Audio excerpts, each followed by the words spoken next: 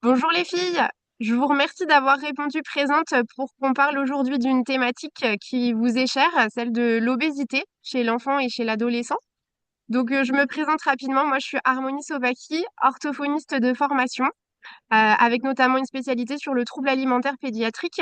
Et depuis 2021, je suis co-gérante de l'organisme de formation Calipeton de formation qui est basé dans le Morbihan et que j'ai le plaisir de co-gérer avec Léna Kistrebert, ostéopathe, et Marion Foubert, kinésithérapeute. Voilà. Et on se retrouve toutes les trois aujourd'hui, on va dire en l'honneur du 4 mars dernier, de la Journée mondiale de l'obésité de l'enfant. Et du coup, je vous laisse la parole éventuellement pour vous présenter l'une et l'autre. Ouais. Alors bonjour à tous. Aujourd'hui, je représente l'association Équalliance qui met en place des ateliers de prévention et de sensibilisation des enfants et des enseignants aussi à l'obésité de l'enfant. Et donc on intervient dans les écoles primaires et maternelles depuis 2005 pour sensibiliser les enfants à l'alimentation saine et équilibrée. Et aussi, on intervient aussi près des cantines pour améliorer les repas. Bon, c'est un petit peu plus difficile, ça, puisque maintenant les cantines sont autogérées, sont gérées, pardon, par des structures en sous-traitance. Et donc, les mairies n'ont pas toujours la main sur ce qui s'y passe. Donc, on est là pour mettre en avant, en fait, les problématiques qu'on peut y rencontrer. Donc, ça, c'est ma première mission. La deuxième, c'est la mise en place d'un programme sur l'obésité de l'enfant et de l'adolescent qui est mis en place à Questembert. Ça s'appelle Ose bien plus. Et là également, on met en place deux programmes dans l'année, un pour l'enfant et un pour l'adolescent, avec Super, des prises en charge pluridisciplinaires. génial. Et, Et tu auras peut-être l'occasion de nous en parler un petit peu plus tout à l'heure, du coup. oui. Merci. Eh bien, bonjour à toutes et à tous. Moi, je suis Élodie Frémont, je suis diététicienne en libéral. Je suis aussi diététicienne intervenante pour l'association Équalliance sur certaines écoles et sur les collèges également aussi d'ailleurs. Et je suis aussi représentante de la CPTS Gwened qui a un projet de santé qui vise à faire de la prévention et à améliorer la prise en charge des troubles du comportement alimentaire et avec pareil des projets qui peuvent être intéressants, notamment dans le cadre de la prévention de l'obésité, dont peut-être je pourrais parler tout à l'heure également. Bien sûr, avec plaisir. Eh ben, merci beaucoup pour cette présentation, les filles. Pour rentrer immédiatement, on va dire, dans le vif du sujet, est-ce que vous pouvez nous donner quelques chiffres éventuellement sur l'obésité de l'enfant? Combien d'enfants aujourd'hui ça représente? Est-ce qu'il y a, je dirais, un sexe, enfin des facteurs prédominants ou des facteurs de risque avec, par exemple, des garçons plus touchés que des filles ou inversement? Alors, c'est à peu près 17,5% d'enfants qui sont en obésité.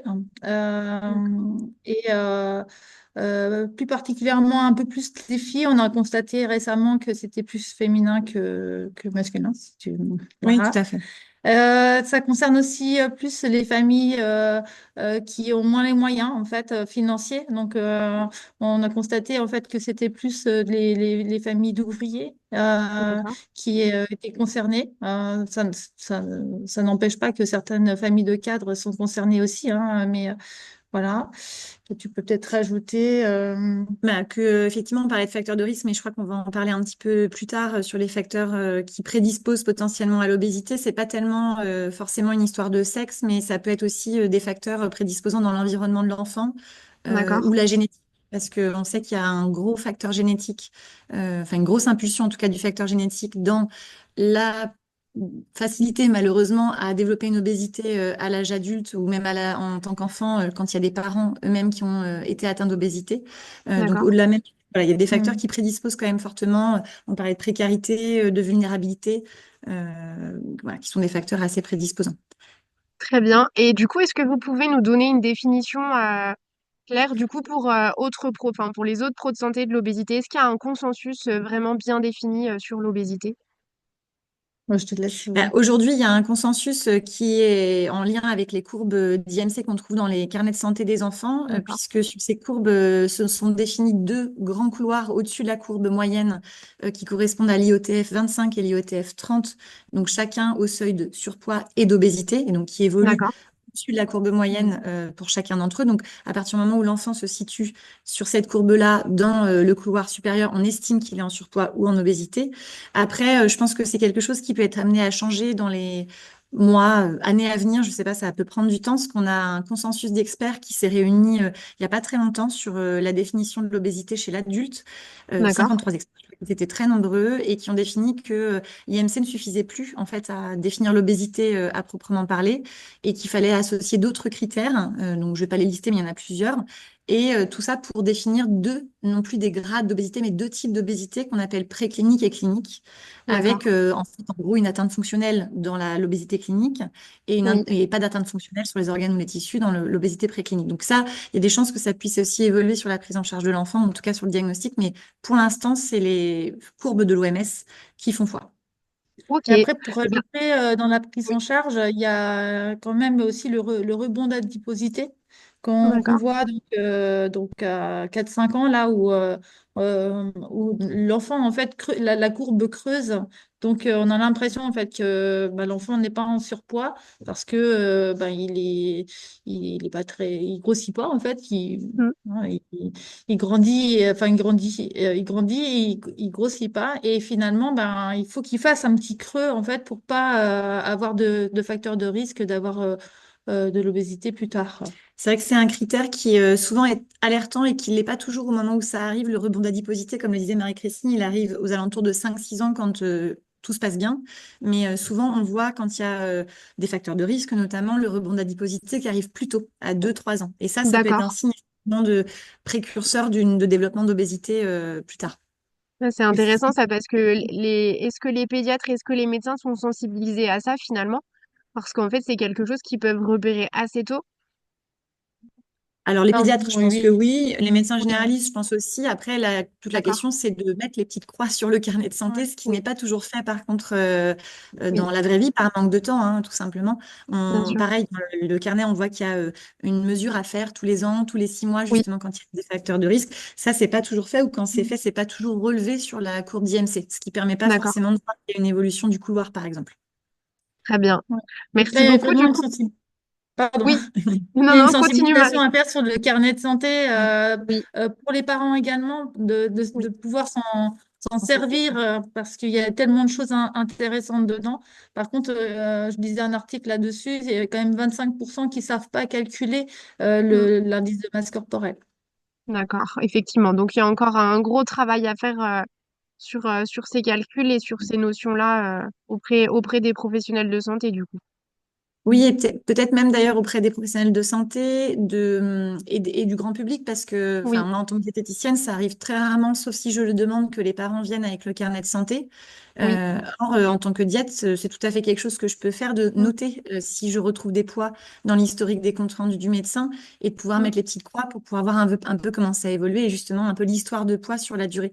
Donc, je pense que chaque professionnel peut être impliqué dans le remplissage de ce carnet-là, à la bien sûr. condition que le parent vienne avec, ce qui n'est pas toujours Mm. le cas. À nous de le demander, en fait. Tout Tu à fait. vois, c'est quand même un outil précieux pour nous et moi, il est systématiquement demandé avant la première prise de bilan, par exemple. Donc, voilà. À nous de le réclamer, ce carnet de santé. Et si vous aviez une idée principale aujourd'hui véhiculée par la société que vous souhaiteriez déconstruire, les filles, laquelle vous vient en tête et de laquelle vous avez envie de nous parler? Laquelle?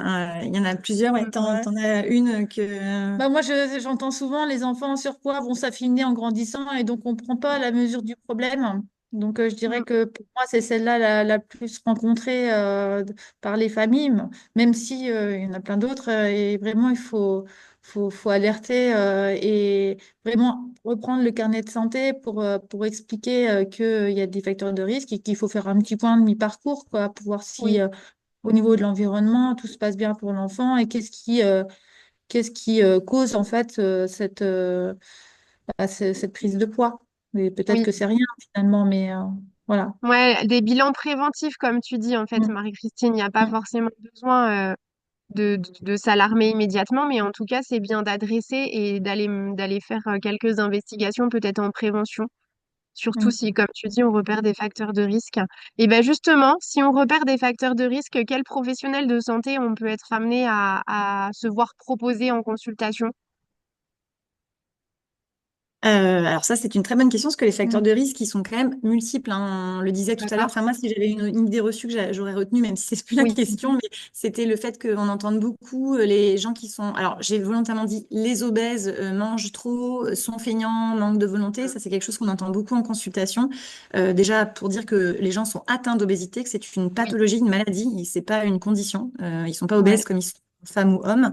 Mm. Et du coup, bah, justement, c'est une condition, une pathologie qui est multifactorielle, qui résulte de comorbidités, de facteurs associés qui font qu'à un moment donné, le poids qui était résultant d'un équilibre se déséquilibre. Mm. Donc, c'est difficile d'en citer un.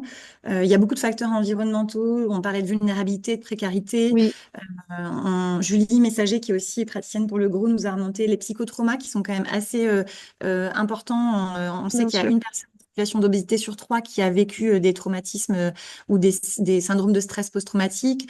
Tout ce Mm. qui est gestion des émotions, l'acquisition des compétences psychosociales chez le jeune, quand ils sont mal réalisés, pas par défaut des parents, mais bah, ça entraîne une régulation des émotions moins bonne. Donc parfois un retentissement sur l'alimentation émotionnelle.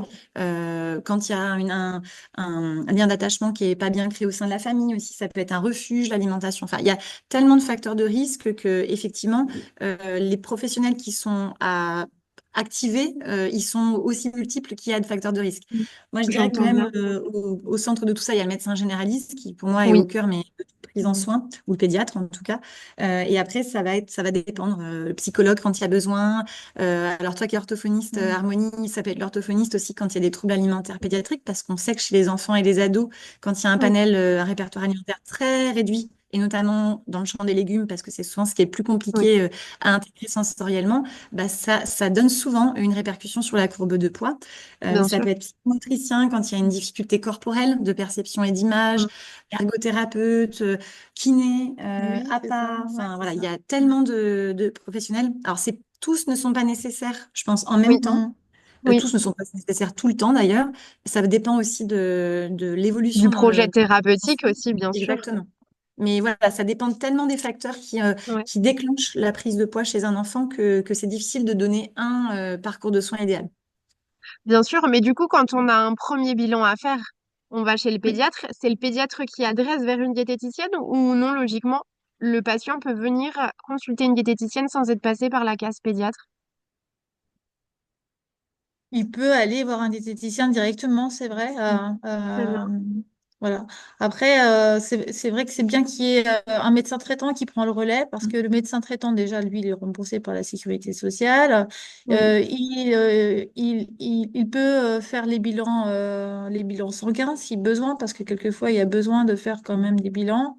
Et puis, il est le relais tout au long de la vie de l'enfant, hein. Donc, même si à un moment donné, la prise en charge s'arrête ou s'interrompt, eh bien, lui, il peut continuer à stimuler, à surveiller aussi s'il y a une bien sûr. rechute. Voilà. Donc, il est important dans le parcours. Puis je pense qu'il est aussi enfin un pédiatre notamment, ou même un médecin généraliste, là depuis le début, ou en tout cas depuis les prémices de vie, ou en tout cas depuis plusieurs mois ou plusieurs années, ce qui fait que ça peut aussi être un historique. Il peut repérer à quel moment de l'histoire de vie dans l'environnement familial. On parle beaucoup des divorces chez les enfants qui ont aussi un Mm. impact, par exemple. Ce qu'une diététicienne va creuser évidemment pendant son anamnèse, mais va pas forcément avoir comme information de prime abord. Par expérience, on en a beaucoup qui viennent naturellement seuls parce que les parents D'accord. s'inquiètent en fait de C'est même, bien, de super. prise de poids. Ouais. Alors, parfois, on en parlera après aussi parce que eux-mêmes ont une représentation en tant que parents Mm. de Mm. l'obésité, des Oui, répercussions sur la confiance en soi. Donc, voilà, il y a oui, plein de stigmatisation derrière qu'il faudrait lever aussi.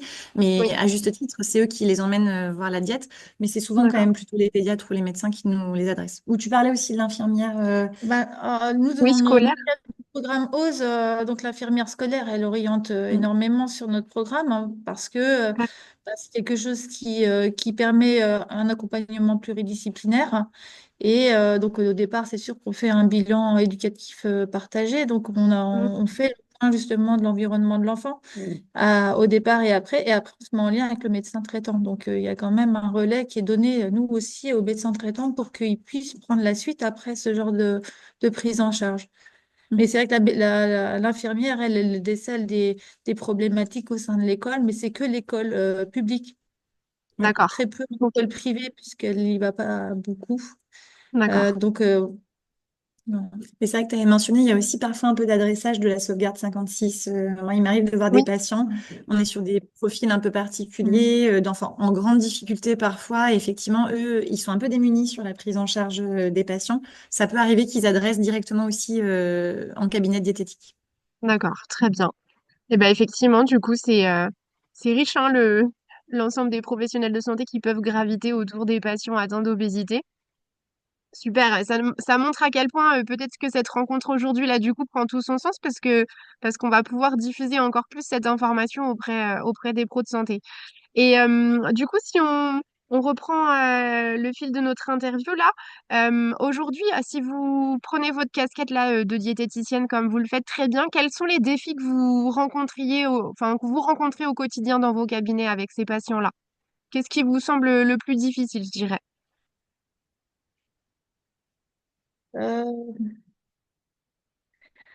Euh, alors moi, je fais pas de consultation individuelle, Oui, hein, mais dans c'est le vrai. cadre du programme, on prend en charge finalement la famille. On aimerait bien que ce soit Oui. la famille qu'on prenne en charge dans la globalité.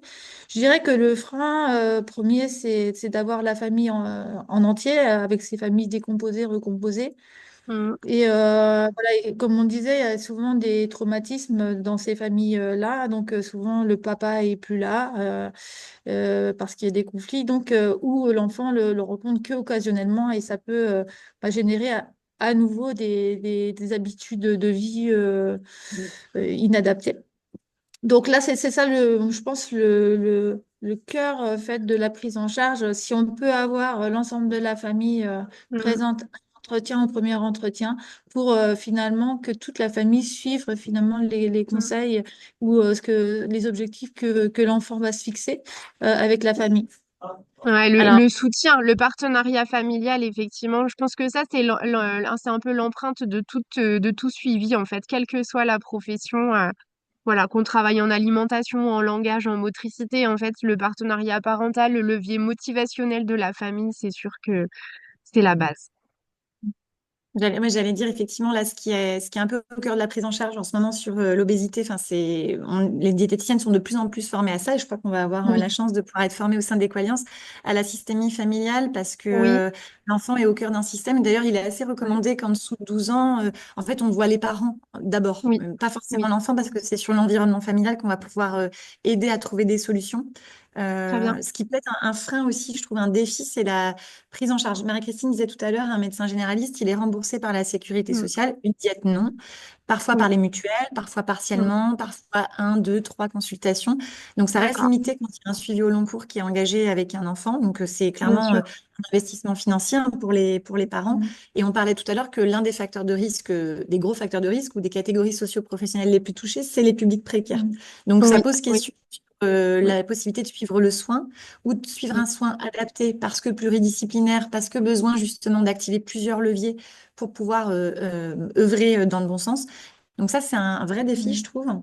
Et je rajouterais la plupart des enfants, alors je stigmatise pas trop, mais beaucoup d'enfants qu'on prend en charge dans le cadre de l'obésité ont des soucis scolaires ou des soucis annexes Mm. au sein de leur structure scolaire qui engagent une prise en charge également de ce côté-là, en dehors ou pendant les cours. Et donc, du coup, la prise de poids passe au second plan pour la famille parce que la priorité, c'est l'éducation, c'est de réussir sa scolarité pour son bien-être. Et le poids, voilà, passe en deuxième plan. Bon, il faut faire les choses les unes après les autres avec le temps qui est nécessaire, mais c'est vrai que ce point-là, c'est quelque chose que je remarque assez souvent. Et justement, ça me permet de rebondir parce que l'un des défis qu'on peut rencontrer en consultation aussi, c'est justement le trop d'axes autour du poids. Enfin, une fois qu'ils ont passé le cap de prendre le rendez-vous, on sait aujourd'hui que d'être axé autour d'un objectif pondéral stricto sensu, ça marche pas sur le long terme. Au contraire, ça donne l'impression que la relation poids-assiette, elle est facile et que par un coup de baguette magique, on peut trouver des solutions. Or, c'est pas le cas. On le sait parce que c'est pas qu'une histoire d'alimentation. Et donc, bah, c'est ça aussi un des défis, c'est parfois de faire retirer cette vue un peu focalisée sur le poids auprès des parents pour sortir de ça et trouver des solutions en dehors du champ de l'alimentation. Parce que on a des parents aussi qui ont des idées reçues, qui viennent là avec l'impression qu'en mettant leurs enfants entre les mains d'un soignant, on va trouver la solution qui va bien marcher. Et malheureusement, ça n'existe pas. Je leur dis toujours, sinon je n'aurais pas de travail. On aurait mis des petits flyers dans toutes les boîtes aux lettres des gens, la Sécu le ferait tout le temps et on n'aurait Mm. pas de souci. Donc c'est pas aussi simple que ça et je trouve que ça c'est un des gros défis aussi de continuer à travailler l'alliance avec eux Oui. parce qu'on veut travailler ensemble, de pas les braquer, d'aller dans le sens de ce qu'ils veulent entendre, mais tout en sachant que on peut pas rester focalisé sur l'objectif pondéral pour autant. Oui, et puis il n'y a pas de recette magique en fait, hein. C'est-à-dire aussi que j'imagine que c'est comme toute maladie, il n'y a pas une prise en soin type qu'on peut coller au patient en fait. Enfin, c'est tellement, enfin, il y a des facteurs individuels à prendre en compte et du coup, on doit adapter aussi les conseils. Ce qui va marcher avec telle famille ne fonctionne pas avec une autre famille, d'où l'importance bah, du coup de les avoir en tant que partenaires et puis d'investiguer aussi vraiment très précisément pourquoi il y a cette pathologie-là qui émerge à ce moment-là dans la vie de l'enfant. Et ben super. Et du coup, bah, ça me donne Je envie de... voulais rajouter, Ah, vas-y euh, Marie-Christine. du coup, il y a l'enfant, en fait, une fois qu'il est pris en charge dans le cadre d'un surpoids ou d'une obésité, Oui. l'objectif, c'est pas de lui faire perdre du poids. C'est Mm. juste ralentir sa prise de poids pour que finalement la croissance se fasse mieux et qu'il puisse réintégrer progressivement la courbe. Mais on n'est pas D'accord. dans une perte de poids et c'est ça qu'il faut bien expliquer aux Mm. familles que voilà, ça va se faire sur le long terme et que l'objectif, c'est pas comme un adulte où on veut absolument perdre du poids. On n'est pas du tout dans l'esprit du régime. C'est pas un régime auprès d'un enfant. Et d'ailleurs, c'est Eh ben, le problème, c'est qu'il y a parfois des historiques de régime chez les parents l'ayant pratiqué et pour qui ça a fonctionné et qui veulent associer tous les conseils qu'ils ont mis en place eux pour eux-mêmes. Bon, ça, je reviens pas sur l'idée des régimes pour les adultes parce qu'on a des études qui montrent bien clairement que ça ne marche pas, les régimes mm. restrictifs, mais d'autant plus chez les enfants, où là, le gros risque, c'est d'augmenter les troubles du comportement alimentaire s'ils sont pas déjà installés, de leur permettre de s'installer. Et là, de développer une culture du rapport corps-objet et du besoin de maîtriser ce que je mange pour maîtriser ce Mm. qu'on perçoit de moi. Et voilà, là, les difficultés s'installent encore plus. Donc, effectivement, il y a aussi l'expérience parfois des propres parents qui vient se télescoper avec tout ça. Ou de D'accord. la société, parce qu'on a Oui. aussi une petite pression sociétale sur les régimes. Bien sûr. Bah, sur le corps, tout simplement, aussi sur le corps. Oui, sur le corps de façon générale. Et en termes de prévention, du coup, quels conseils, si vous deviez nous donner deux, trois conseils là sur lesquels il faut appuyer en fait, Deux, trois qu'est-ce conseils. que vous, quelques-uns, ou juste un en tout cas, celui qui vous Alors, semble le plus important en termes de prévention. bah, moi, je pense que la culture de l'activité physique, le bouger, est primordial auprès de tous les enfants, c'est-à-dire limiter la quantité d'écran, mais Mm. pas limiter finalement, leur apprendre à bouger, à jouer, à leur donner envie de s'occuper en bougeant, que ce soit Mm. quand il pleut ou quand il fait pas beau. Euh, et puis, trouver aussi des associations pour leur donner envie d'aller jouer avec d'autres, avec les copains, les voisins, et pour que Ouais, la curiosité, les ça s'installe dans interactions. une mode de, Oui, Mm. Et que ça soit un mode de vie. très bien. Et du coup, ça sera sur le long terme, aussi bien durant leur enfance, leur adolescence Et à l'âge adulte aussi, on continue des activités parce qu'on aime les faire, parce qu'on aime rencontrer des gens. Et On se sent bien dans notre voilà, corps parce qu'on est fait, ouais, c'est ça. vraiment. Et donc, je pense que ça, c'est un axe vraiment à travailler, enfin, à expliquer auprès des parents pour qu'ils puissent le mettre en œuvre, même si eux, ils ne l'ont pas mis en œuvre, parce que l'exemplarité, c'est important. Alors, quand on a un parent qui peut pas montrer l'exemple, ça va peut-être engendrer finalement les mêmes problématiques pour son enfant. Et moi, Très je bien. rajouterais du coup, parce que là, on parle de donner l'envie, de vraiment donner le goût. Finalement, tu parles d'avoir une culture de donner le goût. Ça, c'est valable Mm. aussi pour Oui. l'alimentation, avoir le goût à cuisiner, à manger de la variété, à goûter des Oui. choses différentes et variées. Mais moi, je mettrais un vrai truc là en prévention sur les messages qu'on porte dans les Oui. familles, mais même dans le domaine médical avec Mm. les interdictions qu'on peut entendre parfois, ça on ne doit pas le manger, cette famille d'aliments elle fait grossir. Ça c'est des messages qui sont véhiculés de toutes parts.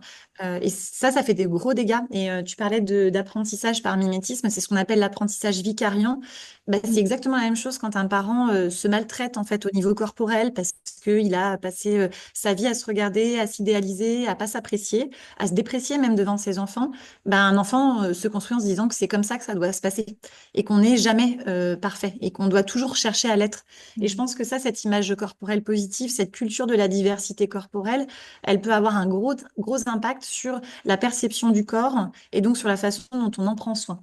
Par l'alimentation, par l'activité physique, par la régulation de ses émotions, l'accueil, enfin, tout ce qui va être en lien avec la survenue d'une obésité finalement. Très bien. Merci. Et Voilà, du ça, coup, c'est ce qui nous a demandé de sélectionner deux points, hein, mais on en aurait plus.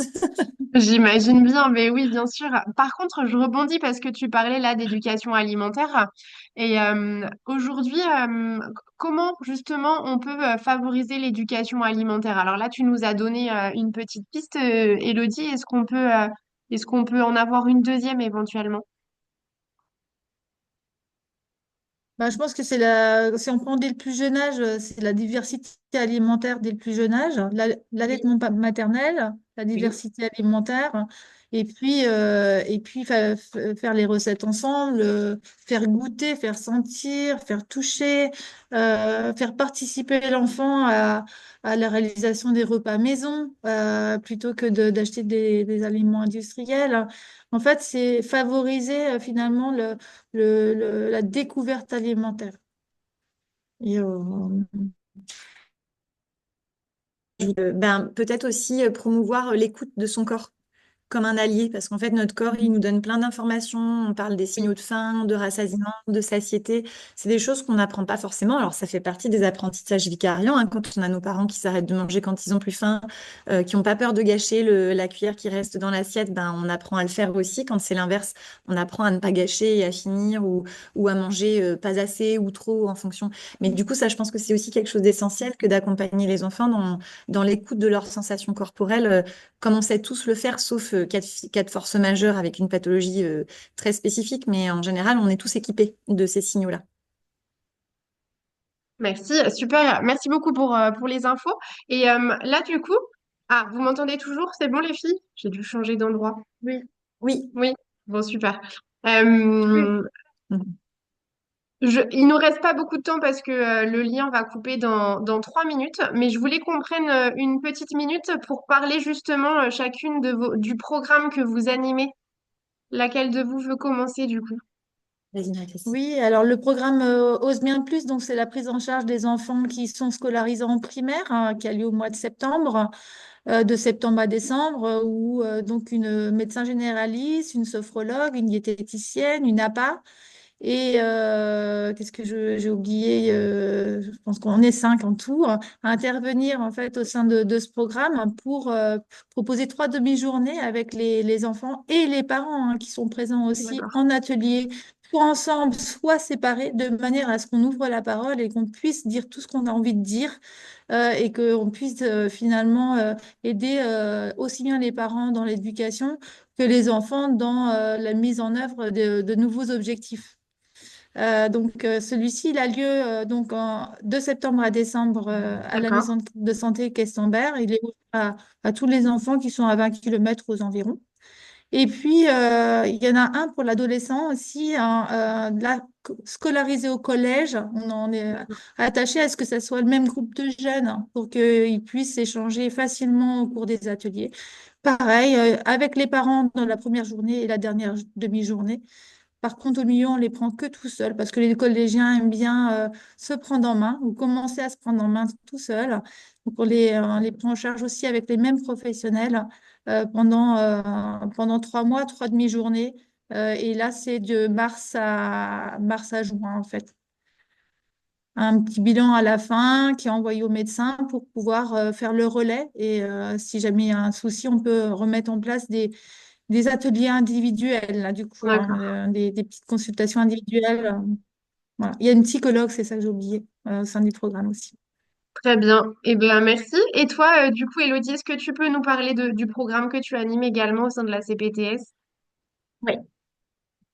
Je vais essayer de faire très très court. En fait, il y a un programme de prévention, alors des troubles du comportement alimentaire, mais on va voir que ça agit sur plusieurs facteurs justement prédisposants autour de l'estime de soi, du rapport au corps, de la pression sociale en lien avec ce corps idéal. C'est un programme qu'on met en place dans les écoles, enfin surtout dans les collèges, dans les lycées, mais aussi dans des sessions qui seront en dehors des établissements scolaires pour les enfants qui se sentiraient en difficulté avec leur corps et leur rapport au corps dans le but de réduire en fait cette pression sociale et l'internalisation de cet idéal de beauté derrière lequel ils courent en fait sinon toute leur adolescence comme un objectif sacré et qui définit leurs valeurs. Donc on travaille beaucoup là-dessus. On sait que c'est enfin l'un des seuls programmes de prévention efficace des troubles du comportement alimentaire. Et quand on sait que quand on a de l'hyperphagie ou de la boulimie, il y a quand même 30 à 50% des patients en état d'obésité qui ont eu ou qui ont de la boulimie ou d'hyperphagie, ben, on sait que forcément ça agit aussi sur la survenue d'une obésité sur le long terme. Bien sûr. Eh bien, super. Merci beaucoup pour nous Donc là, il avoir y a des étayé. sessions. Voilà.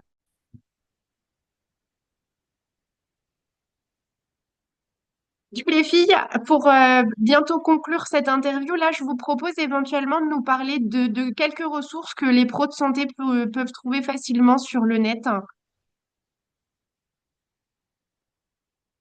Alors, moi, j'irai sur mangerbouger.fr, qui est une base que tout le monde peut consulter, aussi bien les professionnels de santé, mais aussi les familles. On peut orienter les familles à aller consulter ce site. Et puis, il y a les recommandations HAS hein, sur le guide de la prise en charge du surpoids de l'enfant, qui est très complet. Alors, c'est 155 pages, mais très intéressant à lire sur tous les axes qu'on a évoqués précédemment. Très bien. On Et prendra le temps moi, de les j'ajouterais, mettre. puisqu'on a parlé un petit peu de tous les facteurs en lien,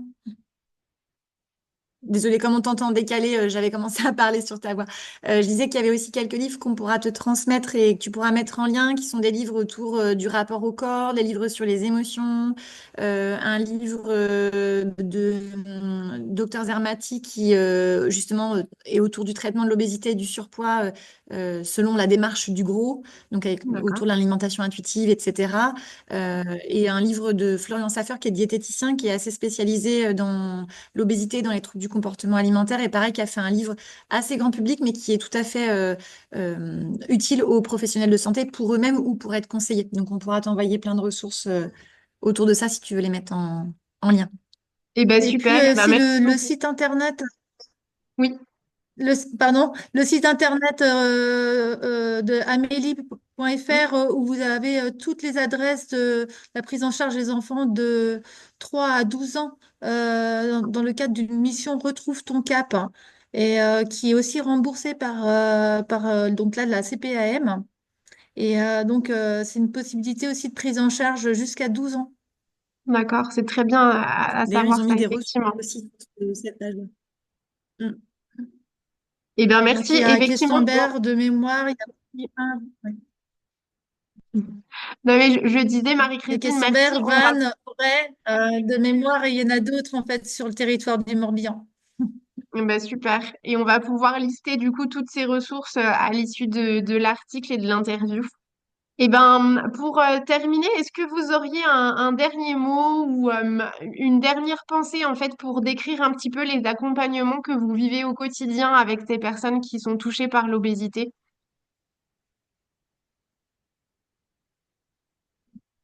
Un dernier mot, résumé, je dirais, je vais en dire deux parce que j'ai du mal à choisir. Choisir, c'est renoncer. Écoute tes émotions. D'accord. Alors moi, j'ai du mal à Ben choisir. oui, dans les programmes, Ouais. Oui, en effet, il y a beaucoup. premier petit pas, sinon. Ouais. C'est bon. Comment? Le premier petit pas, Oui, le plus premier petit. petit pas, ça m'a bien plu. Premier petit pas, le PPP, ça veut dire que on y va petit à petit, Oui. avec en accompagnement en fait ces familles et ces enfants. On ne peut pas arriver aux objectifs que nous fixerions, mais c'est plutôt avec leurs petits objectifs qu'on arrivera à des beaux objectifs. Ouais. Super, et ben merci beaucoup. C'est des paroles pour terminer pleines d'espoir, d'enthousiasme, je trouve, et du coup, ça permet de joliment clôturer notre rencontre aujourd'hui. Merci infiniment pour toutes les informations que vous nous avez apportées là. Enfin, moi, aujourd'hui, personnellement, j'ai appris plein de choses. J'hésiterai pas du coup à Merci. transmettre, on va dire, toutes les ressources que vous allez m'envoyer et à les mettre, à les diffuser largement en lien après l'interview. Et puis bah, je vous tiens au courant avec plaisir du moment où ça sera diffusé pour que vous puissiez le relayer aussi de votre côté, du coup. Merci Très Harmonie. bien, merci Mais de beaucoup à toi rien, aussi. merci à vous pour le temps consacré. Belle fin de journée. Belle fin de journée. Merci. Au revoir. Au revoir.